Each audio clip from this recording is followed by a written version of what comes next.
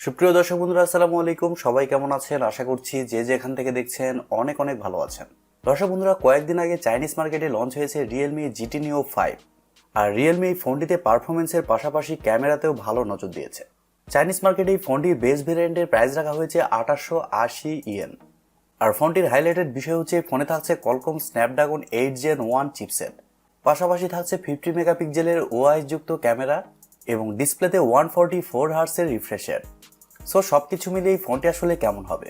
আর ফোনটি যেহেতু already Chinese মার্কেটে লঞ্চ হয়েছে, সেহেতু এই ফোনটি আমরা গ্লোবাল মার্কেট সহ বাংলাদেশের মার্কেটে কবে পাবো এবং এর প্রাইসই বা কেমন হতে পারে, এই সবগুলোর প্রশ্নের উত্তর থাকবে আজকের এই ভিডিওতে।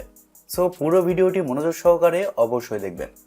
প্রথমে যদি এই ফোনটির ডিজাইন এবং বিল্ড কোয়ালিটি নিয়ে কথা বলি, তাহলে এই ফোনটির ব্যাক সাইডে থাকছে গ্লাস, এজি গ্লাস, তবে ফ্রেম থাকছে প্লাস্টিকের। আর ব্যাক সাইডে থাকছে 3টি ক্যামেরা। আর ক্যামেরা মডিউলের পাশে থাকছে ট্রান্সপারেন্ট গ্লাস, যার ভেতরে আপনারা স্ন্যাপড্রাগনের লোগো পাবেন এবং চারপাশ দিয়ে থাকছে RGB লাইটিং, যা মূলত কলস এবং নোটিফিকেশনের ক্ষেত্রে ব্যবহার হবে। আর এই লাইটের কালারটা আপনারা ফোন দিয়ে অ্যাডজাস্ট করতে পারবেন। তবে সবচেয়ে ভালো লেগেছে ট্রান্সপারেন্ট গ্লাসের ভিতরে স্ন্যাপড্রাগনের লোগো। মনে হচ্ছে এইখানে স্ন্যাপড্রাগনের প্রসেসরটি ব্যবহার করা হয়েছে এবং একেবারে নিচের দিকে থাকছে রিয়েলমির লোগো।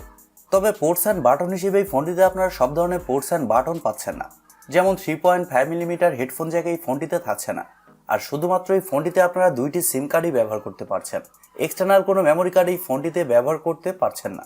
ফোনটির থিকনেস করা হয়েছে 8.9mm এবং ওজন করা হয়েছে 199 গ্রাম। আর ফোনটি আপনারা মার্কেটে 3টি কালার ভেরিয়েন্টে পেয়ে যাবেন, পার্পল, ব্ল্যাক এবং হোয়াইট।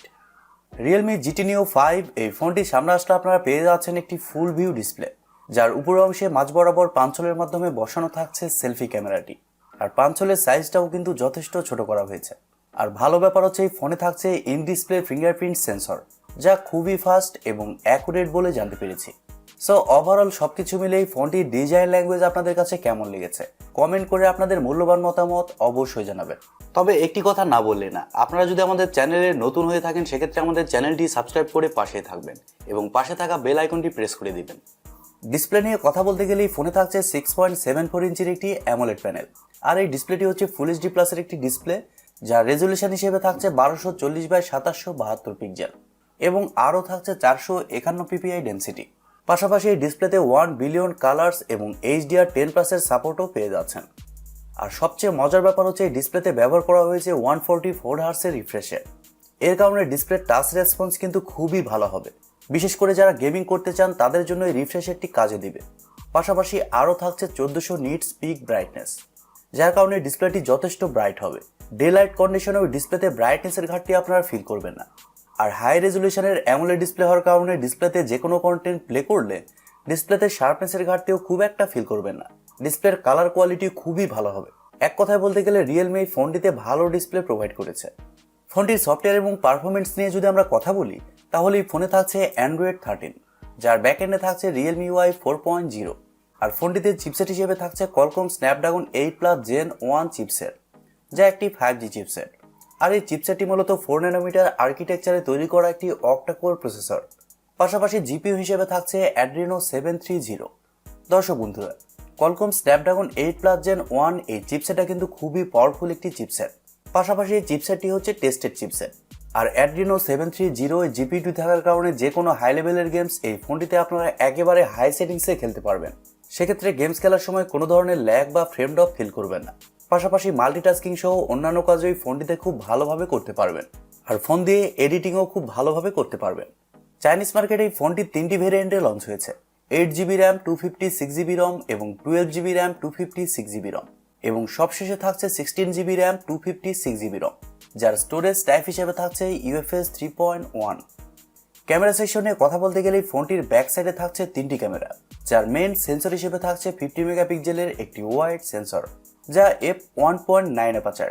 আর এই সেন্সরে আপনারা ওআইএস পেয়ে যাচ্ছেন, মানে অপটিক্যাল ইমেজ স্টেবিলাইজেশন। এর কারণে আপনি যখন ভিডিও শ্যুট করবেন তখন আপনার হাত যদি একটু নড়েও যায়, সেক্ষেত্রেও কিন্তু ভিডিওতে শেখি শেখি ভাবটা আসবে না। ভিডিও কোয়ালিটি যথেষ্ট স্টেবল রাখার চেষ্টা করবে। এবং সেকেন্ডে থাকছে 8 মেগাপিক্সেলের একটি আলট্রা ওয়াইড সেন্সর, যা f2.2 অ্যাপারচার। আর এই সেন্সরের মাধ্যমে আপনারা 112 ডিগ্রি এরিয়া পর্যন্ত কভার করতে পারবেন। এবং সবশেষে থাকছে 2 মেগাপিক্সেলের একটি মাইক্রোস্কোপ সেন্সর, যা f3.3 অ্যাপারচার। আর ব্যাক ক্যামেরার ফিচার হিসেবে থাকছে dual LED dual tone flash HDR panorama. তবে সবচেয়ে মজার ব্যাপার হচ্ছে ফোনটির ব্যাক ক্যামেরা দিয়ে আপনারা সর্বোচ্চ 60 fps পর্যন্ত শুট করতে পারছেন, পাশাপাশি 1080pতে 60 fps পর্যন্ত শুট করতে পারছেন। আর ওআইএস এর পাশাপাশি এখানে জাইরো ইআইএসও পেয়ে যাচ্ছেন। ফোনটিতে সেলফি ক্যামেরা হিসেবে থাকছে 16 মেগাপিক্সেলের একটি ওয়াইড সেন্সর, যা f2.5 অ্যাপারচার।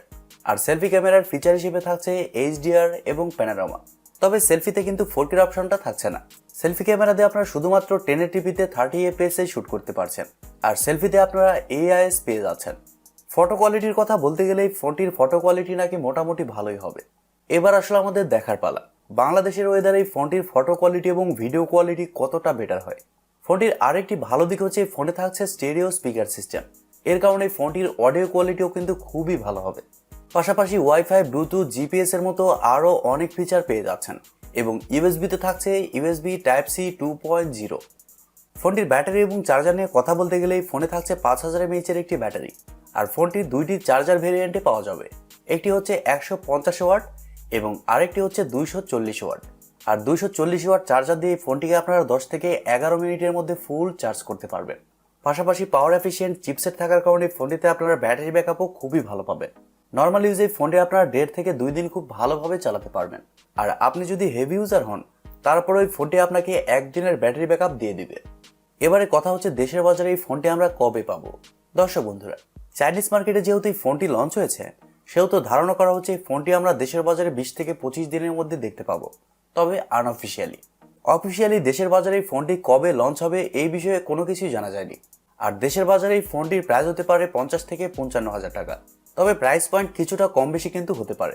আর এরকম প্রাইস পয়েন্টে এই ফোনটি কিন্তু দারুণ দারুণ কিছু অফার করছে, যেমন ইউনিক ডিজাইন, পাশাপাশি ভালো ডিসপ্লে এবং ভালো প্রসেসর এবং ক্যামেরা সেটআপও কিন্তু ভালোই দেওয়া হয়েছে।